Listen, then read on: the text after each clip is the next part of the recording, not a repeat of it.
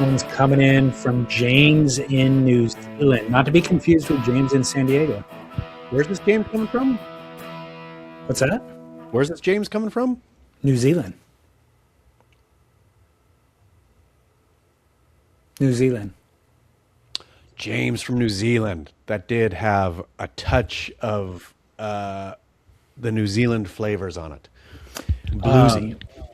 James, I hate to say, I forgot. He also submitted a Don't Say Gay theme song, which we did play, and then I forgot to play every Don't Say Gay segment subsequently. So I'll reintroduce that today.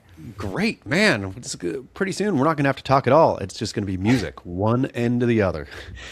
I'm no joke. I've gotten 5 new additions this week, submissions, and I apologize to those whose I haven't played yet, but I think that maybe we just decide on our own and then introduce what will be the new theme song once you and I decide, rather than playing each week, because it'll probably just perpetuate more, and then we'll have 20 submissions. Okay, well, I need to hear so are we going to give you have to have your submission in by under, or is the pull by date already passed? I feel like I've got enough already. I mean, any of the ones that we've played, we could run with, and we'd be happy with them. Okay, so send me over the 5, though, Yeah. that are unplayed. I feel those guys made it in, or girls made it in under the wire. Thank you, everyone. So much. Yeah, I mean, embarrassment of riches. That's it. Well, a couple of things. New Zealand's in the water right now. Zealand. I'm sorry, New Zealand. El Salvador is in the water right now. We've got women's heat 2 of round 1. Yolanda Hopkins taking out Erin Brooks, it looks like. She's paddling for a wave in the last 48 seconds, needing a 6.34. And she didn't catch it. She went over the falls. Erin Brooks did? She actually, I thought she went over the falls. She bodyboarded down into the whitewash. She literally almost didn't catch the wave and just bodyboarded the thing in the whitewash. Is Erin Brooks having a shocker this year, or is that just my imagination? She's fully having a shocker. It's shocking, one might say. Is she going to get booted off tour? I don't know. I don't know where she stands in the rankings, but I think this is like the most stereotypical like sophomore slump scenario I've seen in recent times. Was the last one Morgan Sibilik? Yeah, definitely. Who else? Yeah, I mean, who famously came on? I guess Andy Irons came on, fell off, came back on blazing. Ethan Ewing. Yeah, Ethan. A few years back. I guess you're in fine company. If you're Erin Brooks and you're in the middle of your shocker, you could look at those shockers that have come before and think, this is good. But I wonder what percentage of the shockers go away entirely that we just don't even remember because they never came back and did anything. Great question. Probably way more than do come back. With Erin Brooks in particular, she's just not surfing great, and she's not making good decisions. Like when Ethan fell off, he had all this attention when he qualified, and he would get like a 9-point ride and then couldn't back up the 9-point ride. But when you saw him surf, he was surfing incredibly. So I feel like it was more of a mental situation, not knowing how to manage the heat, maybe the pressure of the world tour, that sort of thing. Erin literally is just like making bad decisions. Like right there, she literally didn't catch the wave. Like with the heat on the line and 48 seconds left. And by the way, she was in position for the wave. She should have caught it, and it was a good wave. Yeah. It would have been the wave that would have turned the heat. Like, that's bizarre. Shocker. Shocker. Yeah, I mean, shockers happen. Are you the kind of person, I suppose neither you or I would be what is called a high-level athlete.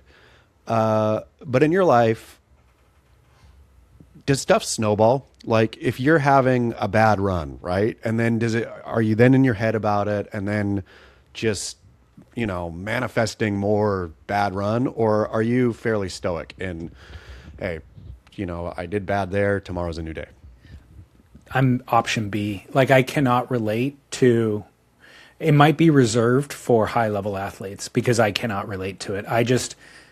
Middle of the road, my poor performance is 5% less than my average, and my great performance is 3% better than my average. What about in life, though? Have you ever gotten onto like a bad, like you're just doing bad podcasts, man? It's just like That was one bad one after another. And then you're in your head about it. You get on the mic in the morning and you're like, oh, I hope I don't have a bad podcast. And then inevitably, if that's your first thought, then you end and you're like, what did I say? I was racist. I was sexist. Whether or not the podcasts were bad would have to be up to the listeners to decide, because they might have an opinion different than mine. But no, I can't relate to that, really. I feel like, thankfully or gratefully, I have enough positive inputs in my life to where I can always feel good about something. What about in your familiar relationships? Do you ever get snappy for something and be like, oh, and then you're in your head. You're a bad dad. You're a bad husband. It's all bad. No, I snap, but then I can snap out of it pretty quick too. What about you? Do you go through shockers? I absolutely go through shockers. I go Really? through massive shockers, especially writing wise, I think. I could see that, like a writer's block situation. It's not even right. It's just like, it'll get weird, right? Like, I rarely have writer's block, but I'll spend a lot of time writing something that I'll think is amazing. And then I'll look back, I'll be 10,000 words 5 days in, and then look at it and say, this is terrible. What was I thinking? And then go on a shocker from there. And then do you delete the 10,000 words or just throw it away? I have a whole computer full of half starts of different various things. So I'd be more curious to know if that's actually just not finishing a project, like not following through with the intended goal, or if it's like self-sabotage in that way. I'll tell you some of the ideas, and you tell me if this was self-sabotaged or just a bad idea. My buddy a while ago told me I should do a whole book on the run and shoot offense. Were you ever aware of the run and shoot? No. Football offense? Yeah, like both of us liked, Jerry Glanville, I think, for that, early 80s, maybe late 70s Atlanta Falcons. So do you need me to keep going? This is one that I No, I don't think you need to keep going. Yeah, this was one that I was well down, or not even that far down, but I have hundreds of these. So maybe the problem is at the inception. You need to do a better job filtering what you think is a good idea. But that's the problem, and that's wherein lies the shocker, right? If you don't know, Erin Brooks wasn't trying not to catch that wave. Erin Brooks is trying not to make bad decisions, but she's making bad decisions. I feel I will get into that. I think I'm making good decisions. I think I'm, maybe they're not the best decisions, but it's the best decision I can make. And then when Erin Brooks was belly boarding down that wave, she was like, for sure, oh man, what did I do that for? Right? But it's too late. Sure. She didn't do it on purpose. Well, I think we need a more qualified psychologist than I to help you through this problem. I feel that we have lawyers that call in. We have musicians, doctors obviously, that call in. We have musicians. We have filmmakers. We have a lot. We have, laborers. We have salespeople. We have a lot. I don't know that we've ever been called in by a psychologist. I don't think we have. Does that mean we have no... Okay, the fact that we have no psychologist listeners, is that good or bad for us? They just may not have called in. I don't know that it's good nor bad. Really? Yeah. If a psychologist turns us on and says, yep, a lot to deal with here, versus a psychologist turns us on and says, nope, get me out. Man, can you imagine the how challenging life would be, or how burdensome life would be to go through as a psychologist, where everything you listen to, everybody you talk to, you have some professional and informed opinion about their problems, how they came to be, why they're having that problem, and you really can't say much. You just got to zip it. Yeah, because people are not asking your opinion, right? I'm sure you would be the most annoying person in the room. If you had a psychologist friend, would you like free psychologist advice every once in a while? Like unsolicited, you're not asking, hey, what about this? But your psychologist friend dips his nose in the door and says, hey, David Lee. No. I was watching that interaction with Austin the other day, and just a little bit of advice. Would you want that or not want that? I would not want that. I would like to have them on speed dial in case I needed advice, but I would absolutely not want my casual relationships to be all about correcting my behavior. How much do you like unsolicited advice in general? I don't think I like it very much. Do you? Trying to think. I don't receive a ton of, to be honest, I don't receive a ton of it, and I definitely give more of it than I receive. I mean, I feel But this entire show is unsolicited advice. yeah, exactly. Yeah. I've learned, I think the older I get, not to do it. Yeah, Certainly in my that's personal true. relationships, but I think not a lot of people give it to me. That's true. I used to think that I knew best, and so would actively tell my friends and whatnot what I thought, because that's what I was thinking was best, and they could Yeah. choose that or not. Realizing now that nope, I in fact do not know best. Keep your trap shut about other people's business unless it's like egregious. Yeah. Well, let's get into surfing because the El Salvador comp is going on.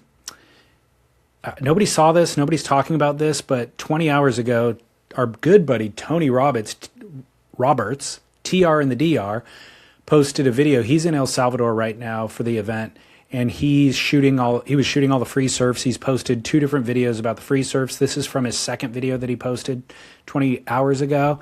And check this out. I think you will appreciate it. This shows sliced. Jack Robinson burning a local and then being sent to the beach by said local. So look at Jack out the back. The local flicks his board at Jack. Whoa, Jack ducks. Like, holy cow, what was that? Keeps pumping down. The local obviously kicked out of the way by kicking his board at Jack. So now Jack's cruising down the line. He looks back, he kicks out, and then you see the interaction. The local pointing his finger, sending Jack into the beach. Jack having a little bit of a conversation with him, and then ultimately turning around and paddling back in. Well done, El Salvadorian. I want to see that board kick out though. Is not cool. Yeah, the flinging of the board. Yeah. Ooh, does he get some pep talk from Tyler Wright on the way in? I can't tell. Yeah, that was the extent of it. Okay, here's the wave again. So That boom. flinging of the board thing, just before we get into it, because I love the rest of it, right? I love the local laying it down. I even love Jack taking his pun, not being too proud, being El Salvador and whatnot. Would you be more, before we get to the board flick, would you be more inclined to paddle in at El Salvador versus, say, New Zealand? Yes. Yeah, like, and not to be stereotyping here, but you don't know what a surfer's family member is like ever, and El Salvador has some good amount of gangs. El Salvador has a history of wanton violence and corruption and, and organized crime like you're talking about. So I would definitely try to avoid any conflict. Back to the board flick, though. Is it ever excused? So I'm apprehensive to say yes. I'm apprehensive to say yes, but my answer is yes. I'm apprehensive to say it publicly. But the times where it's excused is there is a way to do the board flick, kick at, that has no threat at all, but it just sends a signal. The problem with it is, though, I feel about the board flick it's one of those things where you do it and it's just wrong. Like the surfer either cuts back in, or there's a lot of variables here, right? You kill them. Your board actually hits their head, and now you're done up for manslaughter. No two ways about it. You are going to prison for 10 to 15 years, no matter what. There's no, oh, he burned me excuse, on the books. And so it seems to be one of those things, like punching someone out at the bar, right? Unless that person is, needing to be restrained or whatever. If it's just like a fight, and you hear those stories, the one punch, guy dies, puncher's in jail for 10 to 15 years. Yeah. So you're doing it in preservation of your own well-being. Yep. Okay, that makes sense. That's not only smart, but a lot of foresight from you that I would not have expected. I'm saying if the person's 20 feet away on the wave and your leash is 6 feet long, and there's no threat in that scenario, but you do want to send a signal of your frustration. Imagine you do that, though, and your leash snaps and your kick was really good and the wind is blowing good and boop, dead surfer down the line. That's true. Okay. So maybe, look, I don't do this. I think I did this once. I know I've told this story before. I've done it once. And then the guy bull rushed me on the beach, like charged me, pretended he was going to, or maybe he was going to beat me up. And that stopped me from ever doing it again. Because I was like 18 and he was like 32 with face tattoos and giant, and scared the life out of me. So that's why I've never done it again. But I won't now because I don't want to go to jail. If we surfed on bodyboards, I'd say all day, every day. If there was no way that you could, it would be great, and it would be even surfing would become a contact sport at that point, right? Like you get burned, you flick and aim for the head. Like try to give that surfer a good little boogie board headache. But as it is, we don't. And those surfboards, oh man, more and more, I'll tell you. The most terrifying thing about surfing to me these days is paddling out on a 3 to 4 foot day where it's just small enough for all the beginners to be able to make it out the back and just big enough for them not to be able to hold on their boards when they duck dive. And you're paddling out trying to suss up, trying to find your line out of like who's at all competent in holding their board. Which brings us right to the next story coming out of El Salvador, which is Italo got run over by a beginner on a longboard and pretty significant laceration to his knee where he had 8 stitches. He has not confirmed whether or not he's pulling out of the event yet. We'll find out, I guess, within the next 2 hours or so. But that's crazy. There's no footage of that, is there? There's footage of him on the beach, like dealing with it, but I haven't seen footage of the getting run over, because I would wonder how that would happen. So just reading into the story, he said, the story somewhere that I read, a comment maybe said that he was with his girlfriend in the water. So I'm thinking he went to a beginner spot with his girlfriend, was helping like her learn how to surf, and that's why there was a beginner in the water. No. That's a big no. That's what you pay for right there. It's risky business there for a world tour event, and you're number 1 in the world.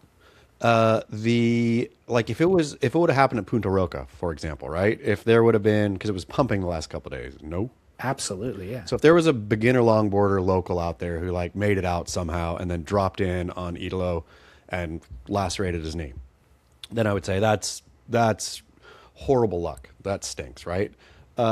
This situation though is being out at a kook beginner spot that one's on Italo. It's absolutely on Italo. Again, he's number 1 in the world. You know what I mean? Like you're there for a job. You're there doing an incredible job at your job. A world title's on the line. Another $1 million bonus or whatever he gets from. Is he still with Billabong? I think he is, but it doesn't feel like it, does it? Well, Red Bull's going to have a bonus for him for sure. Like there's a lot of money on the line is the point. Then focus on the task at hand. Would you, if you were really good at surfing and number 1 in the world, and Lauren was like, honey, come on, we're on your path, just to paddle me out at Lil Tippers. No. You'd say, nope, you go out by yourself. Look, at that level of earnings, we'll go to the Maldives. You and I will go do a beginner trip. You and I, let's go have fun together. But right now, eye on the prize. Got to earn some money. Good point. Man, Italo blowing it. I know, it's shocking. I'm wondering if he's going to surf. 8 stitches? I mean, did you see the wound? How deep was it? I did not see the wound. It was significant from all reports. Like it was ugly. The problem with it is I don't know that El Salvador is known for the cleanest of waters, right? Yeah. And so you full risk like some kind of weird staph infection also that would then derail your entire year. So our good buddy Nick Timponi on Maui, I was in El Salvador with him 2 years ago, and he sliced his face open pretty bad, like right on the cheek. Did I ever show you this? Yeah, you did. Yeah, we got photos and videos of it. Like it's ugly. So he had to go into San Salvador, the capital, and he got it stitched up by a plastic surgeon. He did a better job than any plastic surgeon I've ever seen in Beverly Hills or anywhere else. Like 2 years later, and it wasn't even 2 years later, it was like 6 months later, you couldn't even see a line on his face. It was incredible work. I tell you what, oftentimes I hope that if I'm going to get injured or hurt or hospitalized, it is not in the United States of America. Or you can fly to El Salvador to get your plastic surgery. That's true. You know who I was thinking about? Timponi's cut. You know who had the luckiest cut ever? So lucky. Harrison Stinkin' Ford. His iconic scar below his lip is such a good place for a scar. Like, I used to think as a kid, man, I really hope someday I fall or something happens and I get one of those things. Do you remember how it happened? I can't remember. I mean, in Indiana Jones, it's because he whips himself in the face when he's learning how to whip, when his name is River Phoenix, not Harrison Ford. But I don't know. The more I hear about and learn about Harrison Ford, the more I love him. Yeah, no kidding. He was a carpenter when he got famous, and he was selling weed out of his apartment in Los Angeles somewhere. And I think he was like trying to act a little bit, and I think he was like dealing weed to somebody who like offered him the role that he ended up launching his career. But and then obviously he's a helicopter pilot that does like first responders work in Idaho, I think is where he lives now. Did he move to Idaho? He was a big Wyoming guy for a long time. Maybe it's Wyoming then. It was somewhere like that. Married to Callista Flockhart, obviously forever. Like, who would have thought that would have worked for the long term? Never. But then the helicopter pilot thing, I've heard stories where some hiker needs to be rescued, and it's Harrison Ford that picks them up. And they go to the reporters and they tell the story. They're just like, I thought I was going to die. And then Indiana Jones shows up, you know? I would hope that Harrison Ford would have enough sense to actually do those rescues wearing his Indiana Jones get up. Snapping the whip. Throwing a whip down where they grab on and then he whips them up. He's funny. Like, you see him interviewed and he's like deadpan funny, you know? So. More Harrison Ford, please. But real quick, back to El Salvador. What's the rest of the forecast? Big. They've got wind. They've got weather the next couple of days, so they may not run the event due to wind, or they may run half days. But it's big throughout the end of the event. Man, it's a cruel one, I will say, for getting the live chat up. Why? I mean, I'm up early these days anyway, I suppose, but I think it's midnight in Australia, and I think starts at 6 a.m. here. Yeah. So you got to be up at 6 a.m. That's not that big of a deal. That's not that big of a deal. Well, this kind of leads me to another story, or I can segue it, I think, because talking about beginners in the water, it's just too many people in the water. Did you see, for sure you saw, I think you guys wrote about it on Beach Grit, the Matahi Drollet video? Yes. Oh, my goodness. So Matahi, look at how crowded it is, by the way, at Chopu nowadays. I know. So Matahi gets the wave of a lifetime, and all the boats in the channel, you always see that they're close, obviously, to the wave, but that channel is so well defined that it looks more dangerous than it really is in real life. Now it's getting properly dangerous, and I think it might be related just to inept boat drivers. There's too many boats in the lineup. You can't navigate as quickly as you would like to if you need to throttle out of the space. But he gets blown out of a wave and actually chooses not to get blown out of the wave because there's a boat right in his path. And we're going to watch 3 or 4 different angles. So he's getting blown out with a spit, which means he can't see anything. And there was a boat right there that he would have smacked directly into if he would have stayed with his line. But instead, he chose to get lipped by the wave. He said in his caption, I chose to not make the wave instead of hitting that boat. This angle will show you the best. So, the question is this just an inept boat driver? Is this just a rogue set that broke a lot wider? But what the hell, dude? I mean, could be both, but it's still, even if you put it on the boat driver no matter what, right? If the waves are getting weird out there, then you don't push in. Like that guy's well in, I mean, closer to the wave than any other boat. I mean, there's boats around him on his inside, but the thing is, the thing is, he's well closer by 10 feet, 20 feet. It's not that much, but it's all the difference in the world out there. Yep. Look at Yeah. that angle. There's boats 10 feet from him right there. Yeah. Man, I mean, I would like the backstory of both the driver and who was on that boat. I mean, I think honestly, he couldn't have gotten out of the way if he wanted to because there's boats directly in front of him. But I think the problem is everybody wants the best shot, so they're trying to get in the most critical position. But now you're not looking after the well-being of the surfer on the wave. Yeah, no, I mean, this one was an absolute shocker. I'm so thankful that he wasn't hurt, or killed. But yeah, I don't know. The locals have to do a better job of regulating that out there. But also, who knows? It could have been a local, boat driver, local photographer. Who knows who it was on the boat? Yeah, I mean, you're coming out of a wave with that spit, 30 miles an hour. He's getting blown out of that thing. So if you run straight into a boat at 30 miles an hour, Matahi worded it in his Instagram message, my surfing career nearly came to an end today. So he's saying, this could have maimed me for life. Yeah, I really hope that lesson is learned, but I feel that it's only getting, I mean, look at the crowd in the lineup, look at the crowd in the channel. It's only getting worse and worse, right? And it's not like everybody's going to say, okay, let's take a step back here. I mean, it's, I think, similar to over-touristing in Venice or Barcelona or wherever, right? Where it's just too much. Where I don't know what the, response is or what we're supposed to do is no, we have to gatekeep now, and I've already been to Chopu, so that's cool, but you can't go. What do you say to people?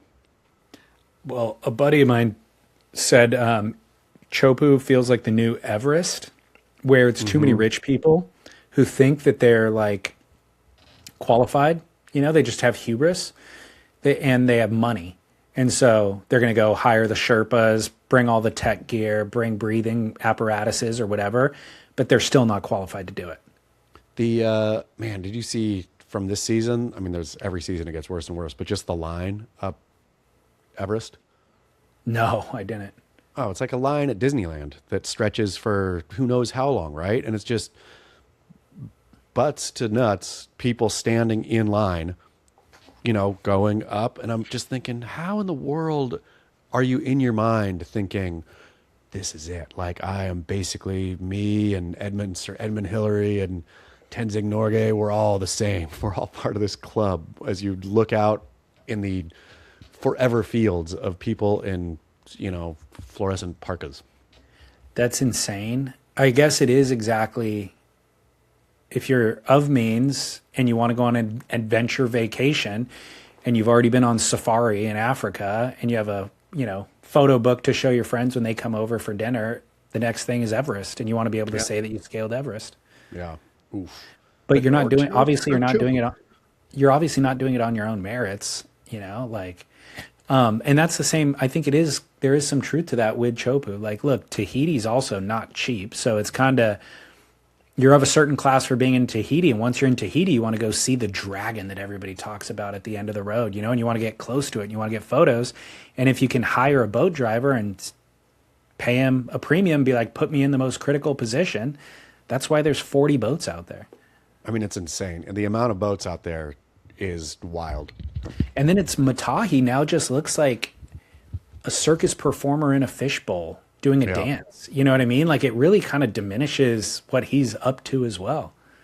Yeah, that wave was completely wild, except the only thing that I think about, and I think the only thing that was really impactful was the end section, right? Yeah. So it strips away from what otherwise would have been a real magical moment.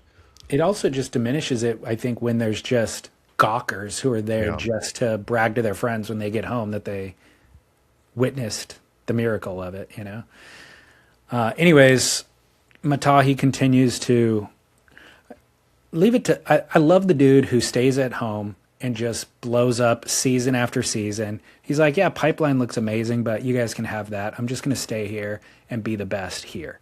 Completely. And not only be the best. I mean, I feel that it's strange that you can keep pushing the level. You think that, or it could be thought that the level had reached maximum of what can and could be done at Chopu, a couple years ago. But it feels like he keeps dialing it up to a level every year, or every, when there's that big swell. It's just like, whoa, like from his drops to the line he takes to how all of it, all the way he surfs that place is magical. Yeah. As a further evidence of Raymana's great-natured spirit, he posted the clip as well, and I was like, ooh, Raymana's going to sound somebody right now, coming in as the authority figure for his spot. He's going to be the one who regulates for us. Nope. Raymana posted it and made some funny, jovial comment about it, and I was like, of course, Raymana is the most jovial person on the planet. Yeah. I mean, good on him. Raymana being Raymana, doing Raymana things. I wanted to let you know, because you probably are unaware, Sam McIntosh sent an email out to his subscribers, premium members yesterday, and then posted the article on his website addressing the controversy related to Stab in the Dark and the Hayden Taj Burrow connection. Ooh, did I start this all by my lonesome and made Sam's do a essay? Maybe other people were talking about it as well. What did Sam have to? How did Sam thread this needle? So for the record, it wasn't. It was a long essay, and one paragraph was kind of dedicated to this. So it wasn't all about that, but it did address the controversies surrounding the project in general, the Kelly controversy and this one. And basically the thesis for the essay was controversy is sexy, or conspiracy theories are sexy because it seems like somebody's in charge. There's nobody in charge. Like, we set out with an objective here, but it really is a lot of variables that are at play, and we're not ever sure how things are going to work out. He takes responsibility for his role in any of it, but as it relates to the Hayden and Taj relationship, he said Hayden and his wife's very involved in the business. So Hayden and Danielle Cox are super savvy marketers. And the one thing that was unique about this project was that they revealed the winner to the winner. They revealed that Hayden was the winner to Hayden 6 months ago. So normally it's not revealed until they do a viewing party, and it's already been in the can for 6 months, but they kept it a secret. And then the winning shaper finds out that night when the general public finds out. In this case, Hayden found out 6 months ago. So Why? in that amount of time, he was able to scale the model of board that won is called the Dark Noise. He was able to scale up production for the Dark Noise. He was able to send all of his team riders on surf trips with the Dark Noise so that they could create marketing material for the Dark Noise. They were able to get the website all put together, ready to receive orders for the Dark Noise, launch it as the home page the day that it won, and bring Taj onto the team in that 6 months. So I told you that episode 1, Taj wasn't riding a Hayden. That's true. He wasn't. He was riding a Step Up, and it was some local shaper. And then throughout the rest of the series, he was riding a Hayden. Well, Sam implies that Hayden is such a savvy marketer that he made an offer to Taj to join the team in the last 6 months. And then that relationship happened after the filming. Okay, got a couple bones to pick here. Now that Sam put this out. Figured you would. I feel Sam does not do a good job of explaining when there's controversy and he tries to get out in front of it. I feel it always kind of proves to me the axiom of keep your damn trap shut and things will go away, right? I feel Sam opens his trap and he thinks he's got an angle here that's going to put everything to rest. And all he does is kick up more. But I guess if that's what I guess more people are talking about. You and I are now talking about Stab in the Dark once again, which is great so Sam's a savvy marketing guy too. In any case. So the opening paragraph was, I was sitting with Britt Merrick in Virginia Beach at Stab High. And one thing I love about Britt, always admired about Britt, is that if you ask him a question, he answers it honestly, whether cameras are around or not. I've always admired that. I want to be more like that.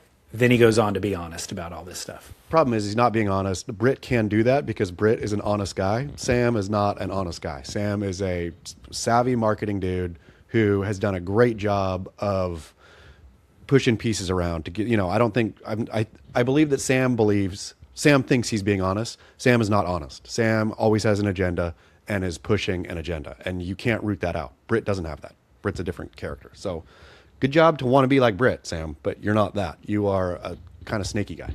But in any case, not to derail this further, to sidetrack the point that you're trying to make, he also admits to what you just said. Paragraph 2 is basically, I've always told myself that I'm not going to pull back the curtain because it's in the odd, it's too boring. Nobody wants to see how the sausage is made. But now I'm realizing that people actually do want to see. So now I'm deciding to pull back the curtain.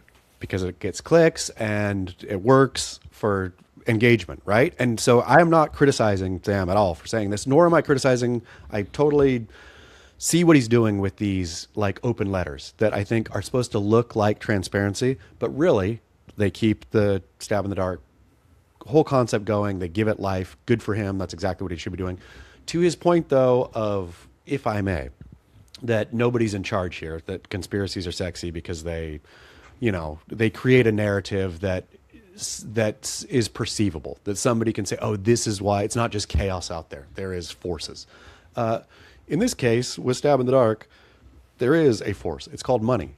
It's called money and making money. And so Sam is doing things and Stab is doing things in the interest of making money for itself, making money ostensibly for the shapers who are involved, all of this kind of stuff, right? And so we don't have to talk about conspiracy. This is, if you're going to sell it as a double blind thing, as opposed to a marketing campaign, and I think that that's where the viewer feels slightly duped. I think that's where you feel a little duped, right? Is that you believed in episode or seasons 1 through whatever, what are they on now? Season 11? This was 11. Yeah. So seasons 1 through Kelly, that it was really, truly, obviously nothing's perfect, but they were doing as good a job as they could to provide a really clean playing field for a chosen surfer to choose the best board. And now it doesn't feel like that. Now it feels like it's marketing for Slater Designs last season. This one is marketing for Hayden Shapes. Why would they tell Hayden 6 months ago, if they've never done this before, to let him build the marketing thing? This only contributes to that noise.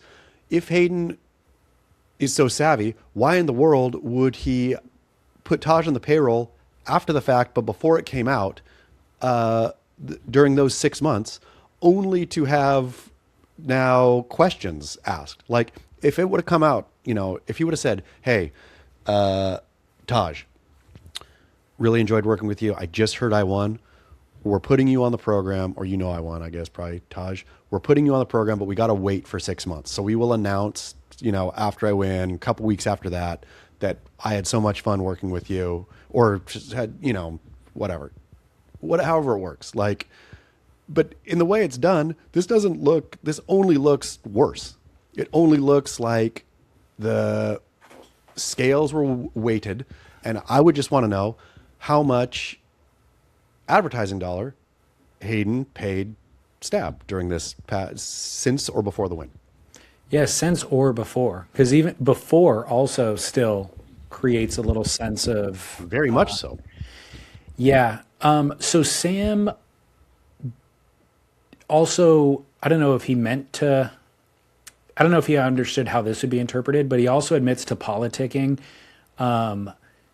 in behind the scenes throughout. Like he said, when he asked Hayden to do the not the stab in the dark, the electric acid surfboard test, where they partnered him with Peter Schroff, which obviously they were not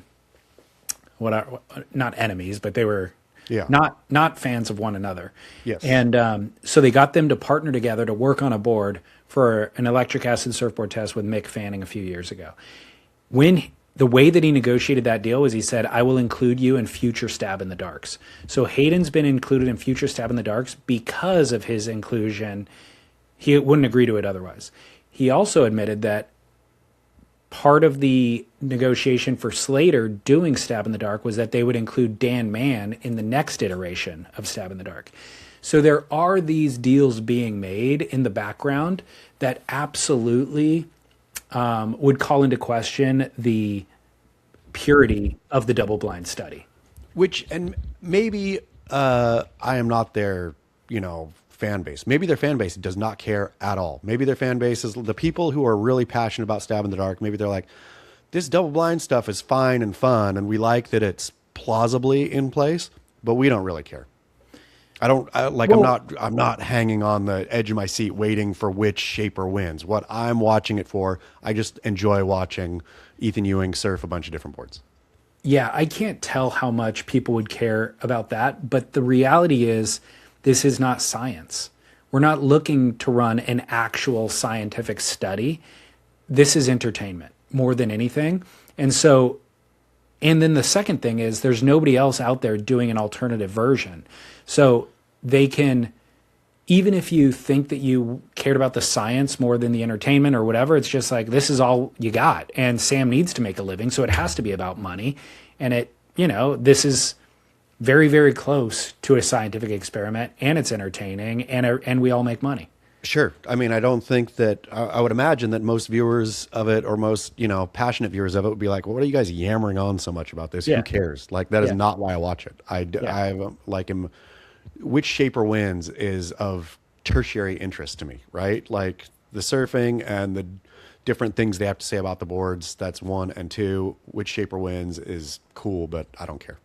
Yeah, I think that's where everybody lands on it. And I think from my perspective, the only issue is it was the whole concept for the whole thing initially was pitched as double-blind study of surfboards. And I think even the selling, even the monetizing of that was the value. So even if you were selling it to advertisers or whatever, and the surfboard manufacturers, shapers who got involved and invested their own time and resource, they got involved for that concept. And so it's maintained that type of branding and just general awareness all the way through to 11. We need to now reconcile that with what it's turned into. Sure. So that's the only, and even the title reinforces that. It's Stab in the Dark, so it's just not that anymore. There are politics involved. There's certainly money changing hands. Stab in the gray. Stab in the gray is what they need to change it to, of which there are many shades. So, yeah, I still like it and all, but I just wanted to let you know that timeline of Taj's involvement is reportedly, more sus than I laid out. While we're on, I guess you didn't give an apology. I was going to say while you're on the apology tour, but you didn't apologize. Nope, not apologizing at all. I got an email from Garrett in the Central Coast who said that he said a bunch of things, but the point relevant to you is the same week that Charlie and you concluded that kind is the new cool, Sterling and cousin Ryan over on Pinch My Salt had an epic interview with Jack Johnson. Jack presented as the kindest man on earth, which logically means that he is the reigning king of cool. Shocking, I know. I listened to the Surf Film Music soundtrack, which, by the way, is the new film, Jack Johnson documentary, with Hermanos Gutierrez, which is a local band, or a band that my sons and I both enjoy.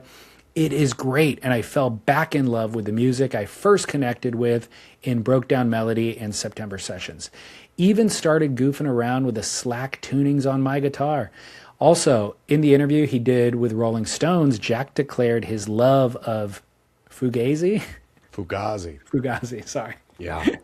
It's these ones that you get that you're wrong every time, so you should just do opposite of what you think, but then you double blind catch yourself there of like, oh, but is it?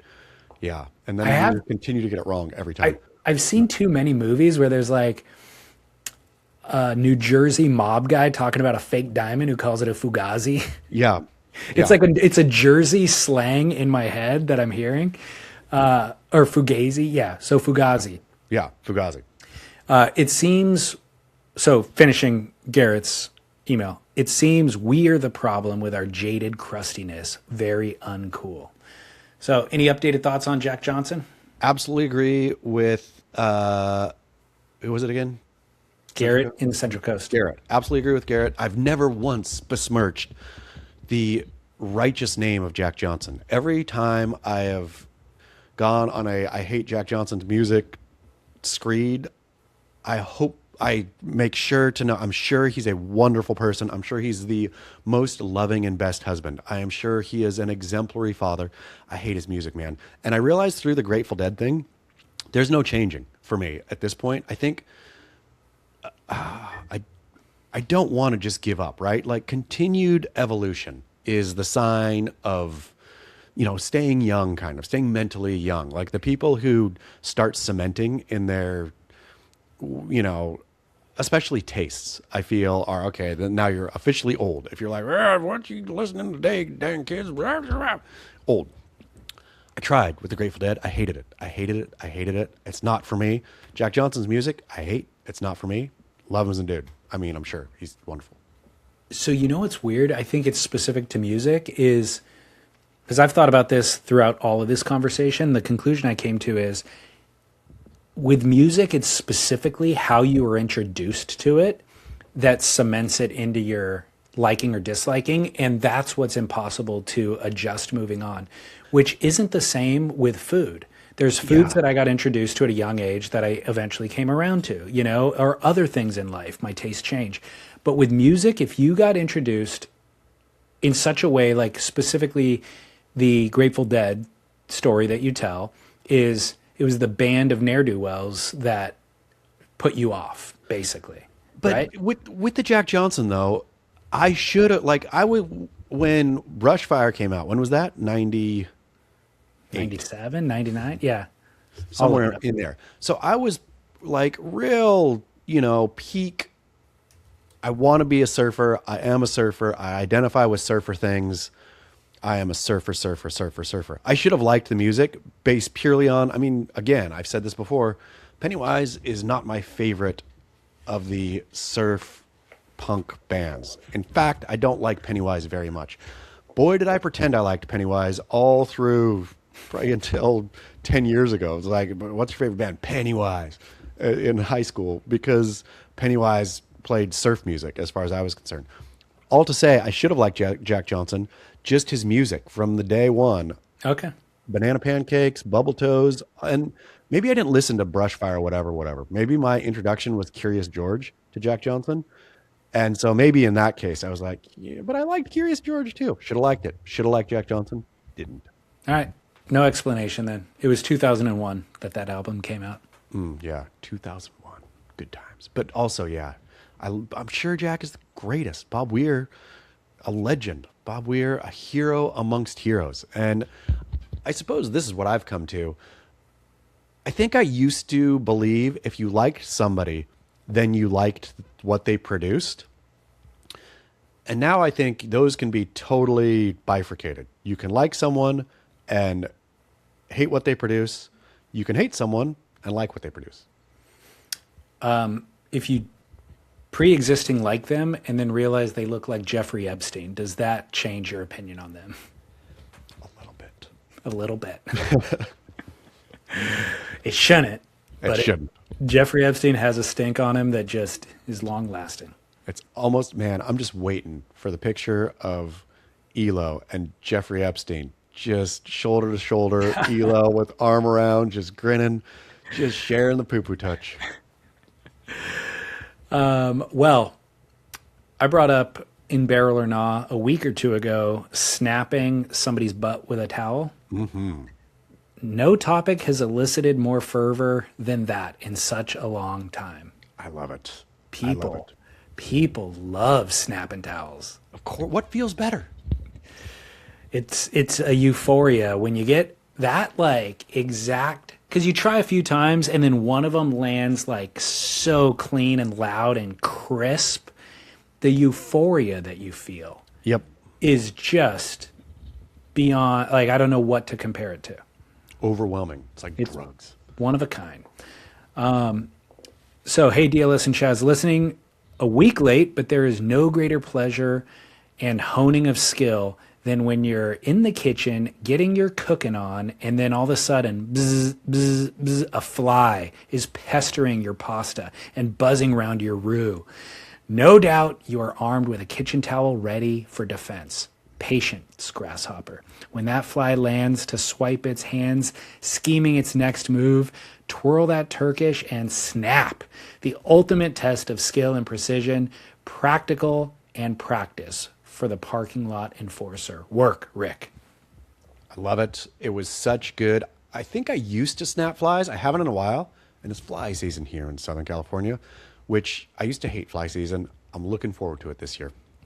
This guy's got it coming. Yep. We have the tennis racket that is electrocuting. Yeah. That you swat the fly with and it zaps them. That's also very, very satisfying when you hear that electric shock. Is it easy to catch the fly? No, I mean, it's easier than the towel snap, but it's the width of it's literally looks like a tennis racket. And you can't slap it on anything, so you got to wait till fly is midair.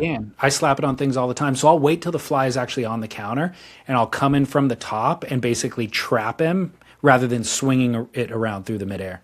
Doesn't it break your... No. Because you're not hitting hard, but don't you have to move fast to trap? I hit the towel. I mean, I hit the table pretty hard, but it doesn't break I don't hit it that hard. You have a quality machine there. It's pretty well built, and I'm also probably giving a little like wrist snap back. I'm not going like full follow through or anything punching like through. that. Yeah. Not like an actual tennis swing. Yeah. But that fly, man, he doesn't know what hit him. It's just out cold. Is it morbidly fun to look at the mangled fly? Are their wings broken and stuff? No, he's just his normal shape. He's just dead. Oh man. Sometimes he gets stuck in the metal itself, and you got to like bang it into the trash can to get him to shake out of it. I like when I swat a fly with a fly swatter, and I don't like fully squish it, and it's still alive, kind of legs shaking, and its wings all broken, and it's like, yeah, I just sit there and watch that. I'm not going to kill you yet, fly. You need a few minutes of torture for the bad things you did, for landing on my counter. Funny how we lose all humanity when something is not cute. Like you would never ever do that to a kitten. You know what I mean? Because they're cute. A broken leg. You're just sitting there looking at it. Yep, kitten, suffer a little longer. Oh, well, one more listener feedback about towel snapping. Quote, regarding your latest discussion on smacking butts with towels, you said that the Turkish towel was the best choice for an attack and that a bath towel was not appropriate. I have to disagree with you on that. The bath towel is the best tool for the job, but it needs to be prepared correctly. You need to lay the towel flat and then, beginning with a corner, roll it tightly at 45 degrees to the edge of the towel. This gives the longest possible length.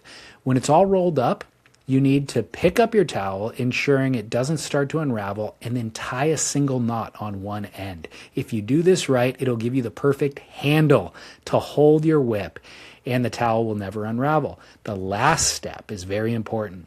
You dip the other end in water to add some weight to the tip. Now you're ready to go. My friends and I used to go to war with this setup, and trust me, it is the only way to win. It's like you're bringing a Viking sword to a fencing duel. That's amazing. That is the thought and the practice, because none of this just came to him, right? Like he and buddies figured this out through trial and error. How to get the perfect snap, which hours of R&D right there. I mean, every step of the email, I was like, no, buddy, you're wrong. The length and the heft of the towel doesn't allow the whip. But once you introduce the handle, I'm like, oh, well, that gives you some more leverage for the whip, but still not enough. And then he mentions the dipping in water. And I'm like, oh, my God, you're right. The Viking sword compared to the fencing sword is a perfect analogy. There was a beach towel, but a thin beach towel outside the other day that was wet. And I twisted it up and gave it a wow. The wetness is such a key. It's really hard to get the snap when it's dry. Unless it's a Turkish, you can get a dry snap. Any kind of bigger towel, it's really hard to get a snap dry. But this turns into a different game. Like I'm talking about a harmless, the Turkish towel allows it to be harmless. Yeah. You snap somebody and they say, ow, but they're not going home with a welt. You know, they're not going home with an open wound. I feel like the wet beach towel, you're sending somebody to get stitches if you really connect. It's true. So a little bit different game, but fun nevertheless. Would you like a Pros in the Wild? Yes, please. It's a little bit of a lengthy one, and it's actually a Pros in the Wild just in the middle of a much longer story. Hello, David, Lee, and Chaz. A recent discussion you had about a lost fanny pack with cash over on Noble Rot prompted me to share a story that involves a pro in the wild and a barrel or nos scenario. Just quickly, did you know that in British-based English grammar institutions, like where I'm from, a fanny is a vulgar slang term for female genitalia? Did you know? I knew that from my time in Australia. I mean, fanny to me, I was aware is slang for a butt. I didn't know it was slang for female genitalia. Yeah, in Australia and England and those places, that's what it is. That's what fanny pack will get real. I mean, I think I dropped a fanny pack in Australia and got peals of laughter from somebody and then learned what it actually means there. So I've heard probably British shows, maybe Australian shows, refer to a fanny before, and I must have mistakenly interpreted it as a butt. Yep. I mean, it's a butt here. Yeah. But yeah, not there. We needed to, again. Did you say it's a vulgar term for it? No, yeah, vulgar slang term for female genitalia. I don't think it's considered vulgar, though. I think it's considered like playfully polite. Yeah. Okay. Well, who knew? Now we know. I would like to create separate terms, though. Like, yeah, it's a weird one. America should have been aware of what the slang was elsewhere, so we don't use the same word for an opposite part. Yeah, it's weird. Weird. Anyways, I grew up in Durban, South Africa, and when I was around 22 years old, I found myself, as I regularly did, arriving at the beach just before sunrise with 2 surfing buddies. As was expected, the intense storm the night before had generated some solid surf between the piers, hence our eagerness to be the first in the water. But the unfortunate reality of heavy rains in Durban was that the beach was covered in large amounts of flotsam and debris, a result of the rivers washing out overnight. Nevertheless, we suited up and made our way down to the surf. As I neared the shoreline, I noticed a large, conspicuous black object half buried in the sand. Despite the debris on the beach, the object looked clearly out of place, and so with piqued curiosity, I walked over to take a closer look. I immediately identified it as a black briefcase. Calling my buddies over, I dug the briefcase out of the sand, and I found it was fully intact, and judging by the weight, certainly containing something inside. Noticing the traditional brass combination locks on each side, I casually toggled the sliding latch, and surprisingly, the briefcase popped open. No doubt a result of the locking mechanism having been damaged by seawater. The sight that greeted us 3 bleary-eyed university students as we huddled over this black briefcase in the morning gloom on an empty beach was one of the most surreal of our collective lives. This is because inside the briefcase were piles of neatly stacked 100 Rand notes, each bundle wrapped in an elastic band. Picture the quintessential briefcase full of cash in many Hollywood movies. Well, yes, that's exactly what we were now confronted with. Without so much a word between us, I slammed the briefcase shut and picked it up. Glancing around, I could see nobody in immediate sight of us, nor any obvious indication of whom it might belong to. So I urged my buddies to flank me tightly on either side with their boards as a shield as we made a casual beeline back to our parked car. Trying to act as inconspicuous as possible, we slipped the briefcase into the boot of the car, locked it, and then engaged in a brief but intense discussion of what to do next.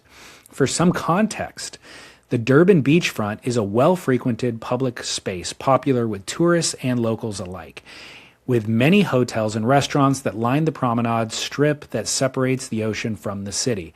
However, crime was then, and still is, an unfortunate reality in our developing society, and while we were well aware of the pervasive criminal elements in the city, most of it petty, mind you, but certainly more nefarious at times.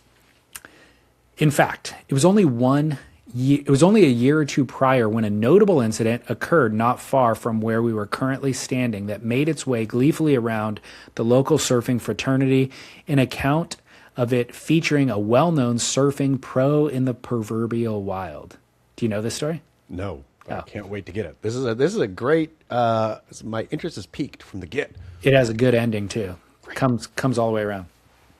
On the way down for a warm-up at Durban's North Beach prior to the start of the Mr. Price Pro QS, formerly the Gunston 500, in which he was competing, one Sunny Garcia witnessed an armed and violent mugging on the Durban promenade not far from his hotel entrance.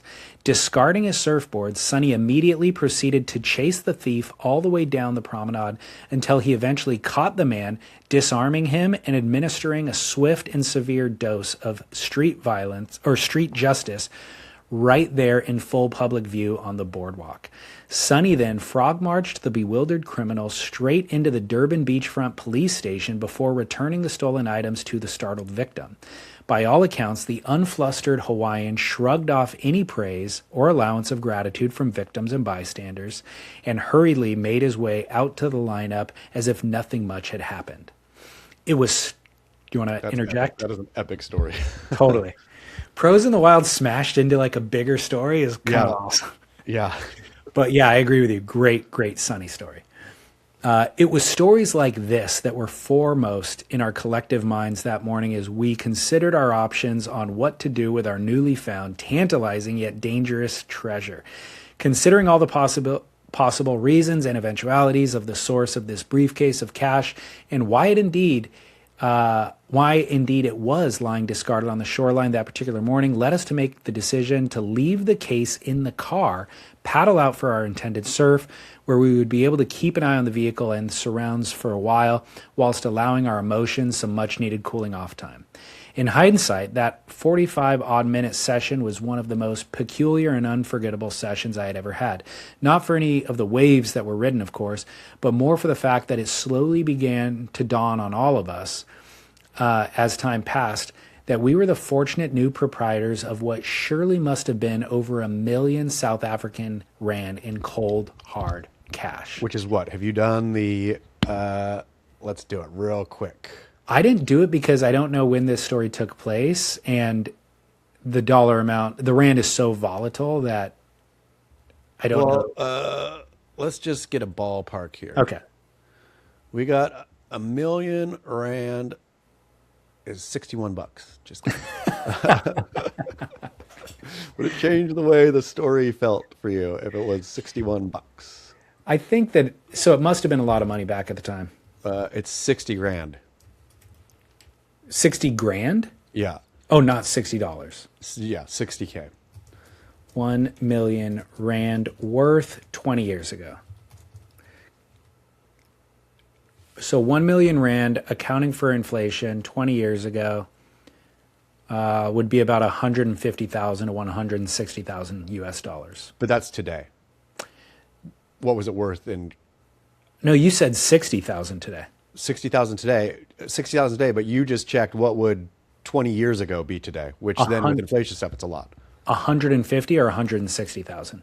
Yeah, but that's from like, that would assume that they got this briefcase 20 years ago, kept it hidden, and then, wait. Okay, No, I'm sorry. You're right. I got you. In 2006, based on the value of the rand then, It was 100. Yes. Okay, so we can guess this is worth between 60 and 100 odd $1,000. If it was worth 150,000 in 2006, based on the conversion rate then it would, 160,000 was a lot more then than it is now. Totally, but hold on one second. Go for it.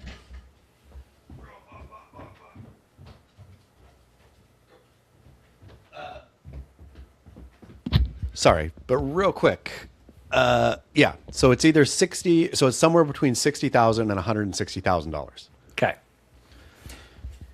As 22-year-old students, our discussions were as ridiculous and disordered as you might expect, with outlandish imaginings of what we were going to buy with our allocated portions of the riches, to assurances and then outright threats to each other that nobody was ever to find out about the said source of the riches. After just under an hour in the water, we could take it no more, and we paddled back in. Without even bothering to change, we tossed our boards into the car and sped out of the car park as fast as possible.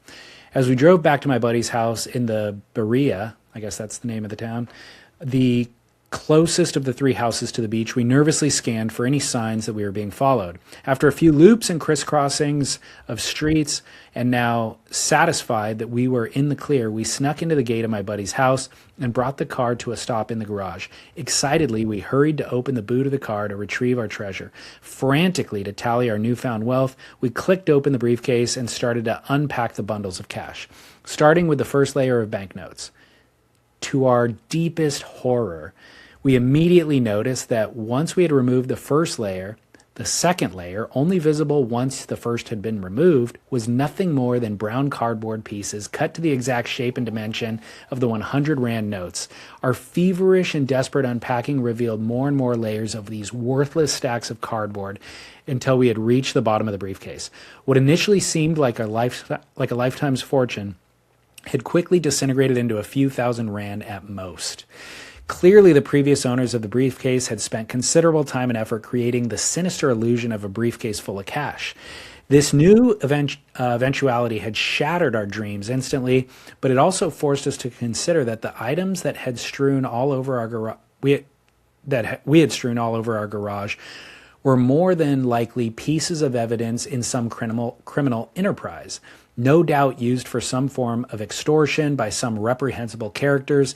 This direct evidence of a crime had washed up on the Durban beach after the deal had probably gone sour, only to be scooped up by us three rabid and greedy youth without considering the implications of our actions. Horrified by our new reality, we briefly considered returning the case and its contents to the beach and or presenting it to the police.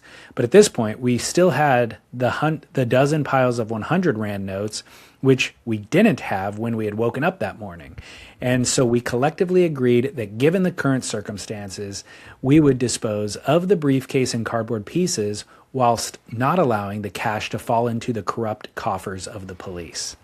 In one final twist of an already eventful day, we discovered later that evening that the banknotes from the briefcase were in fact very well-made counterfeits. The only subtle but telling sign was the absence of a consistent watermark. To the uneducated eye, the notes looked and felt legitimate, however, and so one consolation was that over the next few months, the fake cash was successfully washed via a series of nightclub bar counters as we covered our friends' tabs for many a night out, happy to regale anyone who had listened to our bizarre and mysterious tale. So barrel or not, finders keepers on the beach. Keep Brendan. That's epic, Brendan. Thank you so much for that story. That is truth stranger than fiction per the usual. I was still waiting for a Sunny Garcia return at the end. And at the very end, there was a knock on the door. And Sunny Garcia was standing there saying, "Oi, you have my cash." If Sunny did connect to that part of the story, that would be unbelievable. That was an epic, very, very funny story.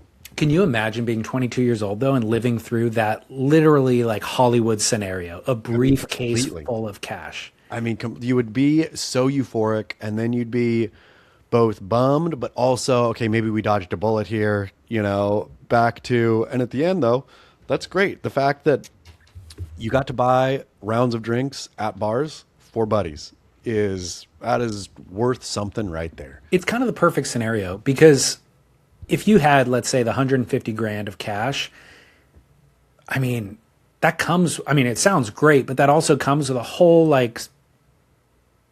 additional storylines that end up developing out of that.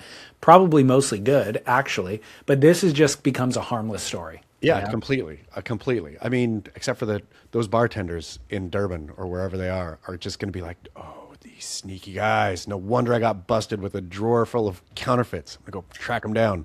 It seems like there's a lot of criminal activity in Durban, obviously, and I think 100 Rand counterfeit bill would change hands many, many times before anybody figured out it was counterfeit. That's true. Good job. There's bigger crimes, bigger fish to fry.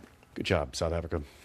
Brendan, I loved it, man. Thank you for that story. Part of the only reason I would ever play the lotto is I don't think I'm going to win, but I got 48 hours to fantasize about what I would do with $60 million. And that's part of the fun of this story too. It's like that hour they spent surfing, just thinking about it, the thrill of it is worth the price of admission.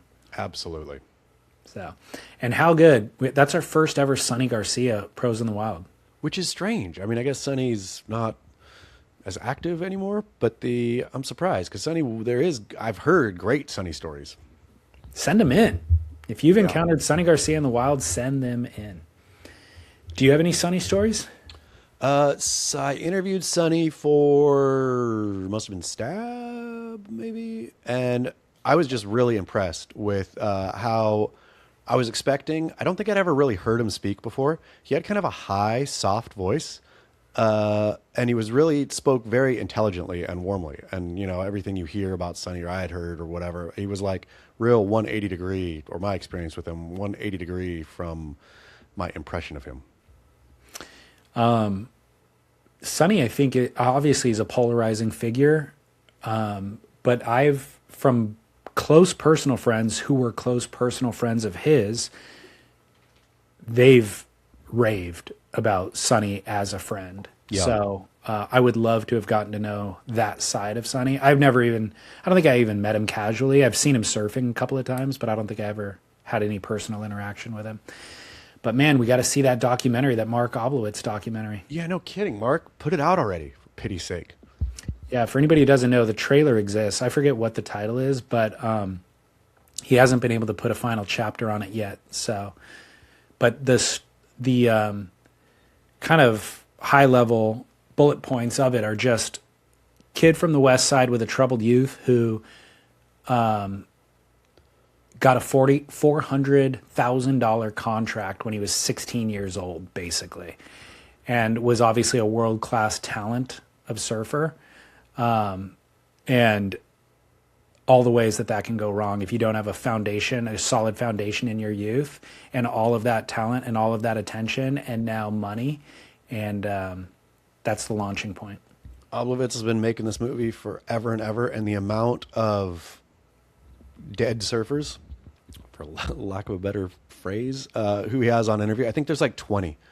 Like he's got Andy Irons, talking about Sunny. He's got so much interview footage of surfers who are no longer walking amongst us. Derek Ho, I know. Yeah. I mean, there's I think honestly 20. Yeah, crazy. Well, maybe one day we'll see it. Yep. Well, I know we're running long this show, but we got to do a Don't Say Gay because I need to play the intro song that I haven't played nearly enough. So Here we go. We're just being friendly, we're just having fun. But if we say the wrong things, we'll hurt everyone. So don't say gay. Oh man, it's a banger. Saying that someone is being, quote, anal. According to Google AI, calling someone anal means they are excessively meticulous, fussy, or obsessed with minor details. I know it's not really offensive, but it is kind of gross. DLS and Chaz, are you anal about your surfing? Keep work, Chris in Europe. Great one, Chris. Thank you so much. I've always felt the icks when it comes to anal because I think if I'm not mistaken, it's Freud came up with it, or was the one who came up with it, and it's like children who keep their buttholes puckered because they're nervous. And so that whole concept is like, no, we don't need to, we can describe fastidious people in other ways than they keep their little butts clenched. I don't need to say that. I don't need to think about that. There's other things that people who are fastidious do. Good point. So you were correct. It's Freudian theory. Freud believed toddlers developed a deep sense of control and autonomy during potty training. He proposed that children who are punished or strictly controlled during this stage might grow into adults with obsessive, rigid needs to control their environment to reduce anxiety. So it's basically you're trying to force your toddler to do something, and that's the one thing they can control, and they're just like, I'm not going to poop. Basically, I'm going to hold it in. I'm not going to poop because you can't tell me what to do. Yep, and I think Freud's analysis there seems like there's a lot of holes. Like, no, I'm no Freud, I'm no Sigmund Freud, but yeah, that, and B, again, there's other things that obsessive people do that we can use some of those traits or characteristics. We don't need to use them puckering their little buttsies when they were potty training. We don't need that. I mean, look, I thought the listener, maybe this reveals more about me, but I thought the listener was implying the association with anal sex. Yeah. And so that's the gross part. But you made it way more gross because anal sex isn't nearly as gross as children's butts. As children potty training. Yeah, that is even so. No matter how you slice it, it is like, no thanks. We don't need to be discussing this in like casual conversation to refer to somebody's need to control. Yep. So I'll throw one out at you since we like to come up with an alternative term. I would think that those kids and adults who need to control grind their teeth also. So maybe we say that person's they're grinding. They're a grinder. They're a grinder. Yeah. Not their anal. Yeah, no, they grind. Yeah. Oh man. Yeah, great. I love it. I mean, I feel there's 1,000 better. That person is, good. Grinding teeth is solid. That person probably also bites their fingernails, right? Yeah. They're a fingernail biter. Yeah, it's a nail biter. That person, but nail biter already has a different term. So yeah, that person. And a pencil chewer. I don't like it. Not everybody has pencils around. That person's anal. It's really gross. It's a teeth grinder. Something about gritting the teeth, you know. Clenching the jaw? Is it jaw? Yeah, clencher? clincher. They're a clincher. They're a clincher. There we go. We preserve both the essence and just remove the naughty bits. The other thing I think we can probably do a whole segment of Don't Say Gay around Freud, where we could probably pitch a lot of it right out, I feel. If there is that psychologist listening that is going to call in with your psychological assessment of Freud himself. Please. I would love to hear it. Freud is one of the ones where I feel he was taught to me in school as like a total groundbreaking theorist in, from psychoanalysis to everything he did was just, he really, was a paradigm shift in human behavior and perception and all that kind of stuff. And then at some point in my life, it was like Freud was a total coke-addled pervert who, So the shift happened and I didn't do my own research. So I really don't know what to think about Freud. Was Freud a groundbreaking dude, or was he a coke-addled pervert who came up with just rando stuff that has all been massively thrown out at this point? He could have been both. I mean, sure. I suppose. The other thing is, again, you can't throw out the context of that time in history. Sure. Cocaine was medicine. Yeah. And sex with underage people was not a crime. Yeah. Or I don't know where, in Germany or Austria or wherever he was, like what the rules were exactly then. But it was maybe frowned upon, but not necessarily as vilified as it is now. People were marrying like 16-year-old girls and stuff, so I don't know. We need the psychologist more than ever. Psychologist, please. Yeah, I'm not making excuses for Freud or Of course. No, because in judging anybody, this is a thing that gets more annoying to me, I suppose, the older I get and have my own past, where I think if I was judged on some of that, like, the writing I did or whatever, that it's not a good look, and obviously it's not a good look today. The ones that, have you seen the Ted Danson in blackface? Of course, yeah. Dredging back up. That's gotten dredged back up for no other reason. It's not like there's something new about it. But one of those in your past is a huge bummer, right? And he says it's inexcusable. I will feel bad about this the rest of my life and will apologize this for the rest of my life, which is a real bummer. Like Ted Danson is, Cheers, done a lot of movies, shows. He was with Whoopi Goldberg, I feel like, at the time of blackface. Yeah. I know. But even I watched and it's a roast and isn't that, I watched again, not to talk about the Kevin Hart roast once more, but all those jokes are like, or most of them are fairly filthy, and isn't that the point? And so why is he getting all roasted for blackface? And all of it is, but again, judging somebody somebody from the past based on today's mores is a recipe for disaster. Yeah, totally. All right, well, good. I'm glad we got to the bottom of that. Thank you for the Don't Say Gay theme song, James in New Zealand. I apologize for not using it in the last few months. My bad. Use it every time from here It's on out. great. Yeah. It's great. I switched computers, and it was on the old computer. So that was the official excuse. All right, well, let's go to commercial break. We'll be back with some barrels or gnaws and something else. All right, Chaz, welcome back. So good. So good. Remember last week I was telling you about this incredible massage machine that we have? Yes. Inevitably, a listener DMs and they're like, hey, sounds like something I need. Can you like tell me what the brand is or what? Send me a photo of it. So I'm like, yeah, sure, no problem. So I go and I take a photo of it and I notice the label and the website. And the website is horsemassager.com. And I was like, is it a horse massager? yeah. I was like, that's weird branding. And then I look at the title and it's like the equine whatever. And I was like, wait a second. That's super weird branding. So I go to horsemassager.com thinking, what else could it possibly be? It's a horse massager. That's exactly what it is. And it's like, when your horse is tired from being ridden, blah, blah, blah, they deserve a massage. And this is the massage tool. That is absolutely hilarious. How did this thing come into your possession again? So Lauren, her chiropractor was using it on her and she was raving about it. Okay, so I'm going to say, though, this is then not a case of mistaken identity. This is a case of genius that the chiropractor realized, hey, man, there's nothing. Maybe he has a, big animal vet sister or something. And he sees this. He's like, this is what we need. There's nothing like this.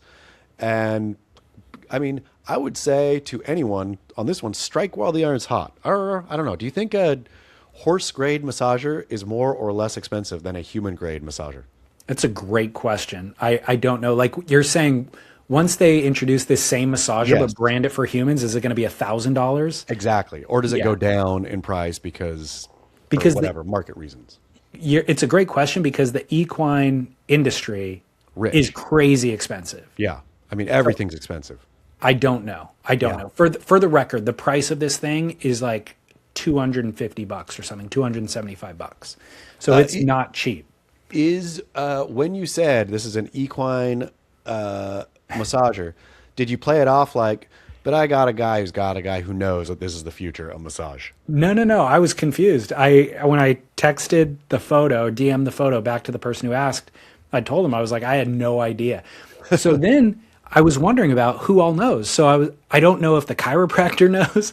So I turned to Lauren and I was like, did you know this is for horses? And she's like, no, what are you talking about? And I'm like, look at it. It's literally, and then I went to their website. It's all photos of horses. It's made for horses. And she's like, no, but that's what I need. Like, and I agree with her. Like, this is why we love it so much, is that a regular strength human is not strong enough to massage me anymore. Yeah. I want abuse. Like I tell the masseuse, go like full throttle, and it's still not enough pain for me. We need a horse massager to feel any sort of relief at all. And the thing has a dial that it doesn't even have numbers on it. It just goes from like low through all the way up to high. You can go any iteration in between,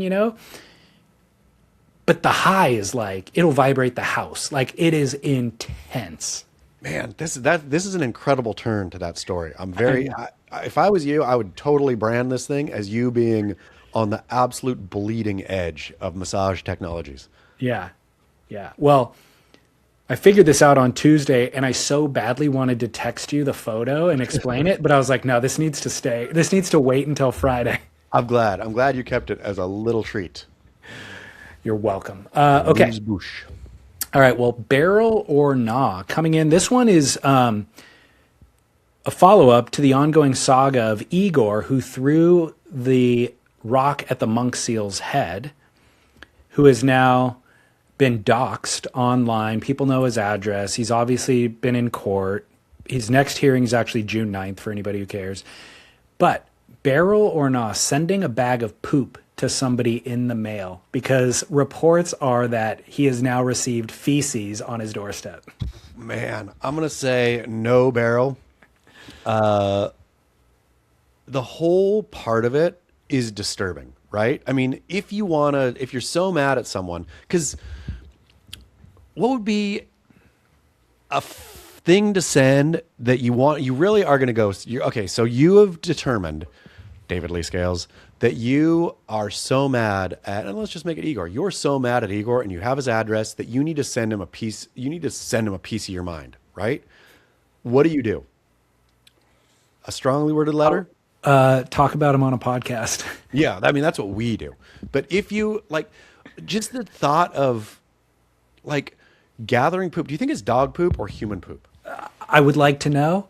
Either way, not acceptable. Like, no, it's not acceptable at all. If it's dog poop, it's slightly more acceptable. Because you already pick up dog poop, presumably. If you own a dog and you're walking your dog, you pick up dog poop. The collection. I don't feel the same grossness. Like, if I step in dog poop, I'm mad, but I don't feel gross. If I step in human poop, I like go into the corner and start shuddering. Absolutely. I've never stepped in human poop, but I absolutely would shudder if I had. Come on down to Los Angeles. The idea of the collecting of the poop. Like, let's say it is human poop. That's gross. You're not collecting it out of the toilet because it's wet. No. So you're now finding a new environment to poop in, to then collect it, to then either send it in the mail or make a special mission. Now you have it in your car. Like, all of it's insane. This is more of an insult. This is doing more damage to you than it is to Igor. Absolutely. And I would wonder too, you can't be quite sure, like self-preservation here, like flicking a board at a head where you could kill somebody. Who's to say that A, your poop didn't accidentally kill Igor when he gets it, and or B, that you didn't know, but in Washington State, sending poop to somebody is considered a hate crime. Could be. And now they have your DNA, they got everything. Yeah, it could be. True. Yeah, this is not good. Nope. Self-preserve, don't send poop. Don't send poop in the mail. I mean, like, look, the reality is Igor is the dregs of society we have identified. You somehow found a way to insert yourself below him. Yeah. You know what I mean? True. Like, it's just like, what are you doing, dude? Like, gross. If you're gonna play in the mud, you're gonna get dirty if you fight with a pig. You know what I mean? Kind of a scenario. And you somehow got dirtier and now you just look bad. Just think also about picture this, if you will. This is your great plan. You executed on the front end, right? You figured out a way to poop somewhere where you could collect and or catch it in a bag. You got the box, you tape it up, take it to the post office. Who is more beleaguered these days than postal workers, right? They're perpetually getting, the post office is going to shut down. We can't pay them anymore. And this guy's the middleman for your poop box. Like a dude or woman who's just trying hard to get by and getting it thrown in their faces that this, the post office is getting shut down. Sorry. They see Amazon drivers out there. They see everyone else and they're carrying your poop. That's what's happening. Brutal. Absolutely brutal. So many unintended victims and consequences of this one. Yep. No barrel. Gross. All right. No barrel. Barrel or nah? We did this one years ago due to your fashion choices back when we recorded at Album Surfboards, but a listener just submitted it again this week, and that is indoor sunglasses. Barrel or nah? I moved away, I realized from the indoor sunglasses because Album had a real fluorescent light in there. And then I think when you start wearing sunglasses indoors due to lighting, then you kind of I feel, because now you're used to sunglasses indoors. And so now almost any light feels too much indoors, right? But I'm all barrel still. Like, it's inside lighting is oftentimes way more offensive than just sunlight outside. Do you do this? I don't anymore because I've gotten out of the habit. I did. I don't anymore, but I would again. For example, I think I did do it at the boardroom show, maybe some. I think I was in and out of the boardroom putting them on because the lighting at the boardroom show is lame. No fault of the boardroom. It's just like that kind of convention-y hall lighting. I was at the grocery store this morning, and my hands are full, and I know I'm not going to, because my hands are going to be full of these bags, I'm not going to be able to put my sunglasses on when I get outside. So as the bag boy hands me the last bag, I put my sunglasses on first, then I take the bag out of his hands and I walk out the door. But I have a fear that in that last 20 steps to get out the door, somebody's going to look at me and think I'm wearing my sunglasses indoors, and I have to explain to them, no, I just put them on preemptively because I'm going to get blinded when I go outdoors. Now that you mentioned that, I walk into the store here with my sunglasses on all the time and do a full shop, sunglassed up, and leave sunglassed up. Like, it's why take them off? Man, yeah. I'm staying on. Yeah, I'm fully barrel. So I'm fully no barrel, and the reason, to answer your question of why I take them off, is because it's rude to the other humans that you encounter. When you encounter another human and you want to have a conversation with them, or they want to have a conversation with you, you want to be able to look them in the eye. Guess what you do, David Lee Scales? And this is doubles. It shows the respect you have. So if I go up to somebody and I'm talking, somebody says something to me in passing, right? I'll keep my sunglasses on. If I have more than 2 or 3 sentence conversation, if it's starting, then I'll take them off, right? Which now this is a sign of respect. It's a symbol that you're engaged. It's a value add to that person's self-esteem. So with that in mind, it almost feels like you're keeping the sunglasses on to keep people from talking to you. Just like if I wear my headphones on an airplane, it means don't talk to me. That's true, except the sunglasses on in the store, sunglasses on inside for me is, yeah. I mean, I think it's truly that inside light, I don't like that much, most of it. Do you have sensitive eyes in general? Not really, but I might, because I rarely ever, almost never will I go outside without sunglasses. Almost never will I drive without sunglasses. It's like the times that I'm existing, so maybe I do have sensitive little baby eyes. Are your eyes light colored? Yes. I have a hard time seeing them right now on screen, and I don't know what they are. They're like bluish, bluish greenish. So I think that your eye color is related to sensitivity, if I'm not mistaken. And Lauren has very light eyes, like green. Even in the house, she turns lights off. Yeah. We've learned that's how we're very different. Like, I like to have all the lights on. She likes to have all the lights off. And it's not mood setting. It's literally because it hurts her eyes. Yeah. I guess I have sensitive eyes. Like Lauren and I are the same. Team sensitive eye. Team Sensi. All right. Well, I'm going no barrel, regardless. Sweet. Okay. Barrel or not. So this one comes from listener James in San Diego. Again, not James in New Zealand. Most of our listeners' names are James, in case you didn't know. And they all go by James, apparently. None of them go by Jim or Jimmy. Jimmy. He called this in, or actually he wrote this. Wait, did he call it in? Oh, yeah, he called it in. And he didn't present it as a barrel or not, but I'm going to turn it into a barrel or not at the end of the call. So let's play it. David, Chaz, happy Friday. James in San Diego calling in with tools to live by. So I recently got married back in November and, rocking the wedding ring. And I've been debating getting one of those like rubber wedding rings to wear when doing physical activities such as surfing, working out, whatever. I just don't want to lose this ring I put a lot of money into. But also just feels kind of weird, do I really need to let everyone know at all times that I'm married? Is it weird that I'm asking that question? I need some guidance. So anyways, cheers. Keep up the work. So we'll address that, but the barrel or not is also not wearing a wedding ring. Okay, barrel or not is not wearing. Okay. That'll come up in our conversation too. So the idea of not wearing a wedding ring when you're married, barrel or not. But go ahead. Okay, so out of the gate, I hate the rubber thing. I'd say it's better to wear no wedding ring than wear that stupid rubber thing. Anytime I see somebody with one of the rubber wedding rings on, or one of that like action adventure wedding rings on, unless they're getting paid. Like I think Shane Dorian gets paid to wear his or something. But unless somebody's paying you to do that, what kind of baby are you? Like, knock it off. Either don't wear one or who needs action adventure wedding ring? It's stupid. It's a whole stupid concept. But back to the barrel or not at hand. I say it is a big no barrel to not wear a wedding ring. I think there's certain things we have, traditions we have, right?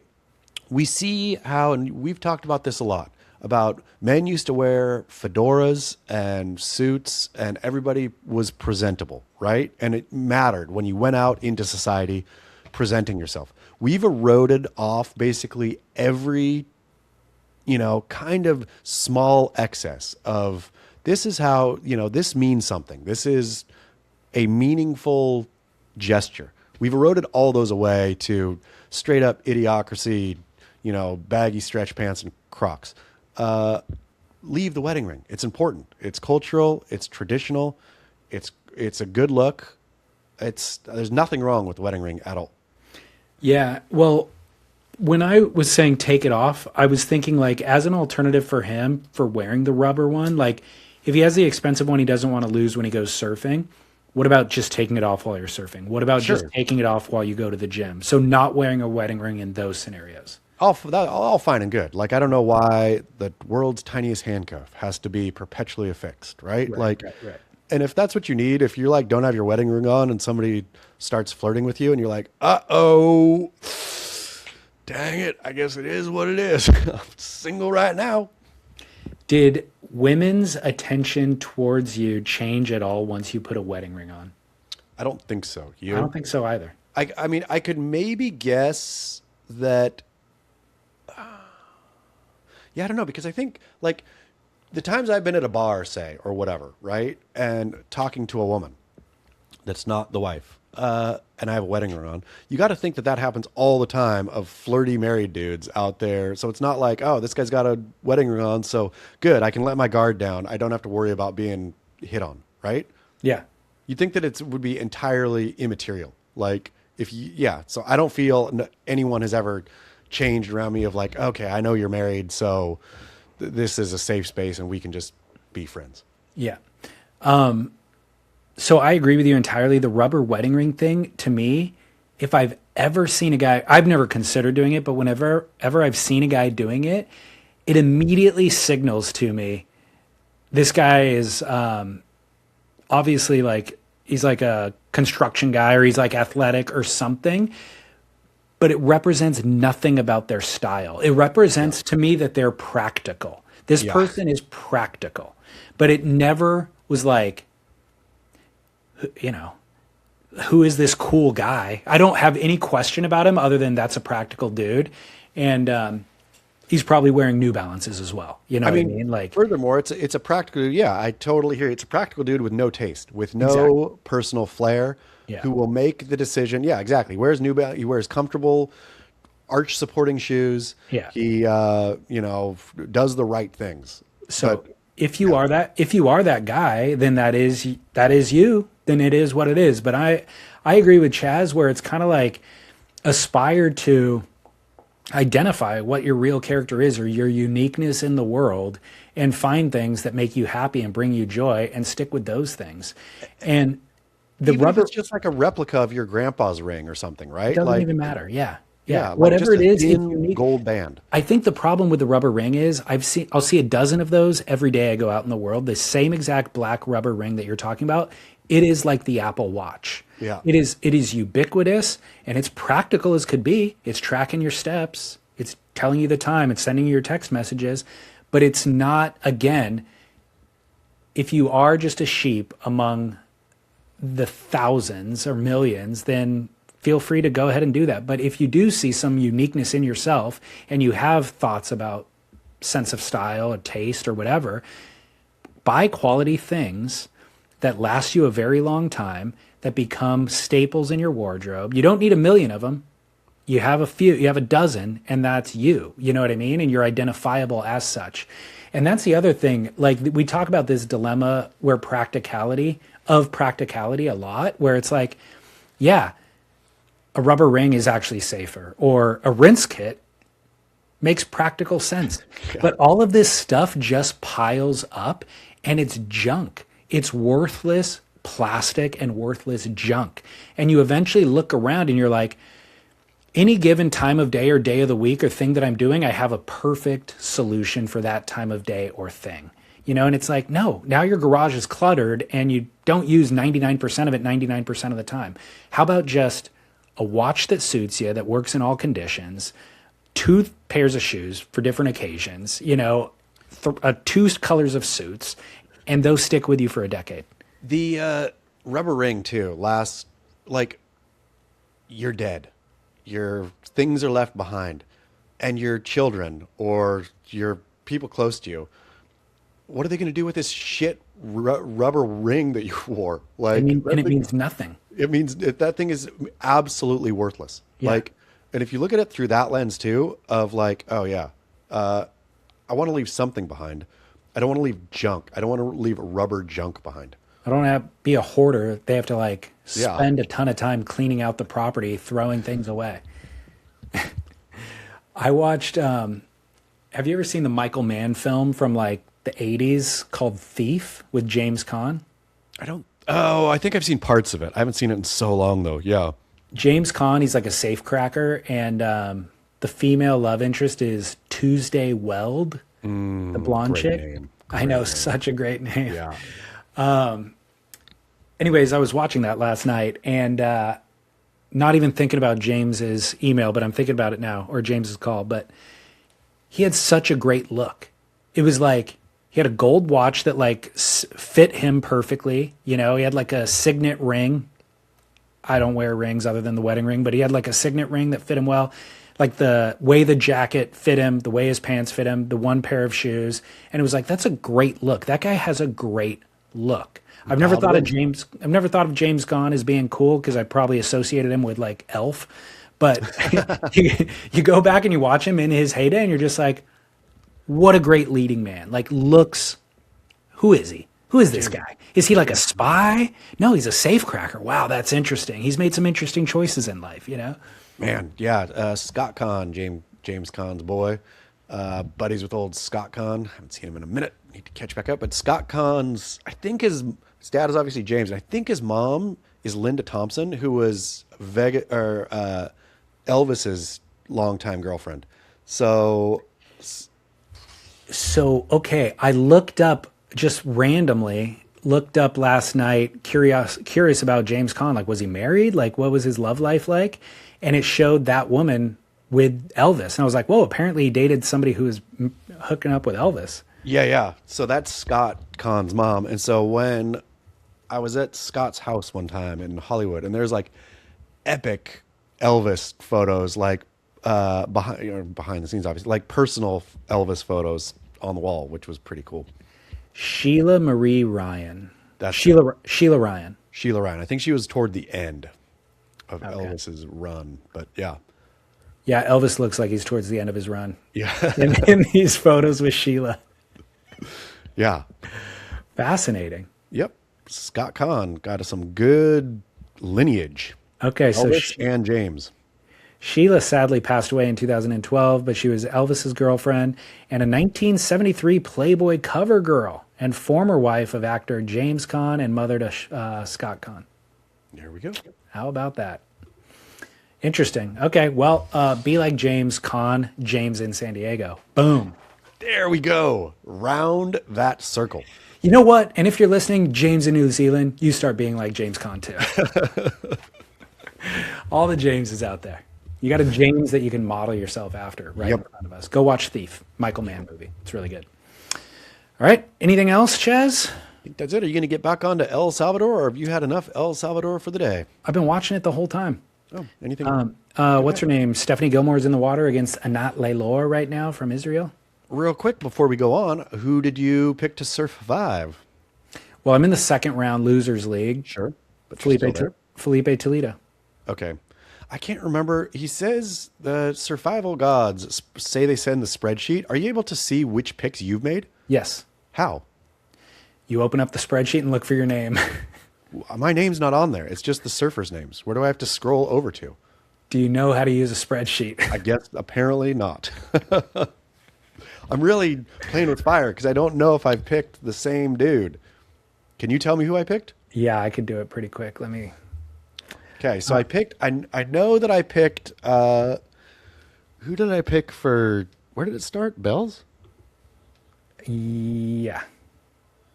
Yeah, it Didn't started pick with bells. Ethan Ewing for bells. I might have picked Italo for bells. Okay, so at the very bottom are the tabs for which league. So I just clicked on the men's side of the original league. Yep. Now I'm going to look. Do you sign in as Chaz or Charlie? Yeah, Chaz Smith. So that should probably be easy to find. So he doesn't give last names. So there could be more than one Chaz S, but I doubt it. I'm working my way down. Give me a second. Working my way down south, walking fast. So the very column A, like on the very far left, is the names of the survival participant. And then the next column over is the surfers. You're right. It doesn't show your name anywhere. Did you lose? No. Huh. I have not lost. Sorry to bore people. I just thought if we could actually give you the answers to this, it would actually be interesting. I got to email up because I'm going to stumble into accidentally picking the same surfer twice. But on this one, I'm pretty sure I haven't picked Connor O'Leary, but I went with Caan O'Leary for the men's. That's risky, man. Why? I don't know. I mean, he's done incredibly and he's surfed well on his backhand. I just feel like I got a feeling that backhand judging this year is getting the higher score, and he's going against Baz Mamiya, who has not been competing well, and it could be bad, but all he's got to do is beat Baz. yeah, that's not an easy draw. Baron Mamiya, I mean, again, you're right. He hasn't been having a great season, but that means he really has to now. It could be, but also I feel Connor's going to go out loose, happy. He's going to unload backside on that wave and send the plumes a skyward. Who did you pick for the dudes? Oh, you picked Felipe, I just felt was like the safest bet ever. Yeah. Yeah, your name is not on this list, strangely. Yep. Big bummer. Weird. I'm gonna Good luck. talk with the people upstairs. Yeah, did you lose and you just didn't know? No. Find in document Chaz. Okay, done. Nope. Name's not on here. Yep. I got to call him up. Okay. It's funny how hard You survived. it's funny how hard it is to remember who you picked in a previous event. Oh my goodness. What are we in? 5, 6? Yeah, I don't know. That's hard to remember how many events there's been.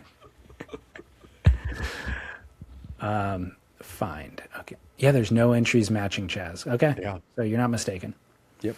All right. Well, good luck with your talk with the survival gods. I will. I'll report back. Okay. All right, everybody, go listen to Noble Rot. And by the way, extra fine grit. Look, I'm going to tease a little spice here. We had a long conversation on Monday or Tuesday this week about the most famous surfer of all time who started dating his girlfriend in high school, very much like Griffin Colapinto. And if you want to hear more about that and who these people are, go listen.